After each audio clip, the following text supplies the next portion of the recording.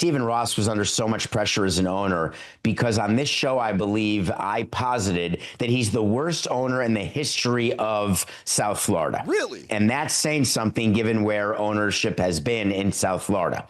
He hasn't won one playoff game in the 18 years that he's owned the team. Not one. Not one. But he has created a ton of value.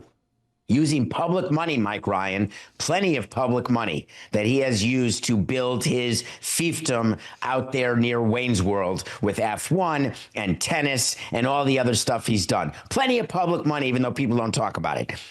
So the team stinks over and over again. Poorly spent money. Unable to find a way to get something together. What do? You have a GM and a coach.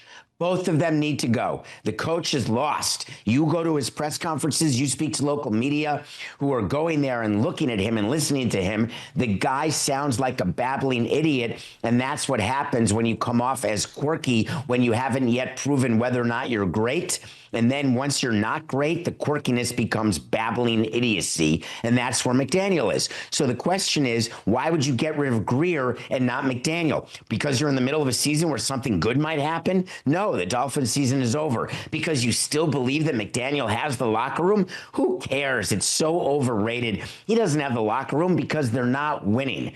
My view is you do a clean sweep and you show your fan base that you are going to bring in a Bill Parcells type. You're going to bring in someone and give them total control over all football operations from start to finish, including coach, drafts, everything. The problem is Stephen Ross may be pushing up daisies. I'm not wishing, but he's not young. And so does he not have time for what is required other than what the Dolphins do, which is get mired in mediocrity? Is it possible he doesn't feel he has the time for a complete redo? Because what firing Chris Greer was like, putting a Band-Aid on a, 3-inch, 3-deep cut.